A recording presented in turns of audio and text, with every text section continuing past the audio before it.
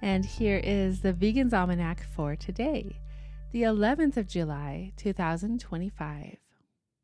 It's the birthday of E.B. White, born on this day in 1899. Elwyn Brooks White was an American writer.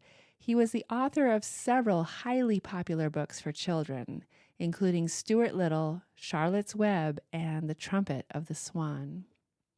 In a 2012 survey of school library journal readers, Charlotte's Web was ranked first in their poll of the top 100 children's novels. E.B. White said, "I have been asked to tell how I came to write Charlotte's Web. Well, I like animals, and it would be odd if I failed to write about them. Animals are a weakness with me, and when I got a place in the country, I was quite sure animals would appear, and they did." A farm is a peculiar problem for a man who likes animals, because the fate of most livestock is that they are murdered by their benefactors. The creatures may live serenely, but they end violently, and the odor of doom hangs about them always. I have kept several pigs, starting them in spring as weanlings and carrying trays to them all through summer and fall. The relationship bothered me. Day by day, I became better acquainted with my pig, and he with me, and the fact that the whole adventure pointed toward an eventual piece of double dealing on my part lent an eerie quality to the thing. I do not like to betray a person or a creature, and I tend to agree with Mr. E.M. Forster that in these times the duty of a man above all else is to be reliable. It used to be clear to me, slopping a pig, that as far as the pig was concerned, I could not be counted on, and this, as I say, troubled me. Anyway, the theme of Charlotte's Web is that a pig shall be saved, and I have an idea that somewhere deep inside me there was a wish to that effect. As for Charlotte herself, I had never paid much attention to spiders until a few years ago. Once you begin watching spiders, you haven't time for much else. The world is really loaded with them. I do not find them repulsive or revolting any more than I find anything in nature repulsive or revolting. And I think it is too bad that children are often corrupted by their elders in this hate campaign.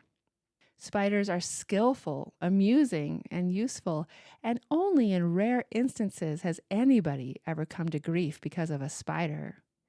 One cold October evening, I was lucky enough to see Erika cavatica spin her egg sac and deposit her eggs. I did not know her name at the time, but I admired her. And later, Mr. Willis Gertsch of the American Museum of Natural History told me her name. When I saw that she was fixing to become a mother, I got a stepladder and an extension light and had an excellent view of the whole business. A few days later, when it was time to return to New York, not wishing to part with my spider, I took a razor blade, cut the sack adrift from the underside of the shed roof, put spider and sack in a candy box, and carried them to town. I tossed the box on my dresser. Some weeks later, I was surprised and pleased to find that Charlotte's daughters were emerging from the air holes in the cover of the box. They strung tiny lines from my comb to my brush, from my brush to my mirror, and from my mirror to my nail scissors. They were very busy and almost invisible, they were so small. At the present time, 3 of Charlotte's granddaughters are trapping at the foot of the stairs in my barn cellar, where the morning light coming through the east window illuminates their embroidery and makes it seem even more wonderful than it is. The publication of Anarchism and Animal Liberation, Essays on Complementary Elements of Total Liberation, edited by Anthony Nocella, Richard White, and Erika Cudworth, was on this day in 2015. Building upon anarchist critiques of racism, sexism, ableism, and classism, this collection of new essays melds anarchism with animal advocacy in arguing that speciesism is an ideological and social norm rooted in hierarchy and inequality. Rising from the anarchist-influenced Occupy movement, this book brings together international scholars and activists who challenge us all to look more critically into the causes of speciesism and to take a broader view of peace, social justice, and the nature of oppression. Animal advocates have long argued that speciesism will end if humanity adopts a vegan ethic. This concept is developed into the argument that the vegan ethic has the most promise if it is also anti-capitalist and against all forms of domination. And here are some quotes from E.B. White's Charlotte's Web for today. "Why did you do all this for me?" he asked. "I don't deserve it. I've never done anything for you."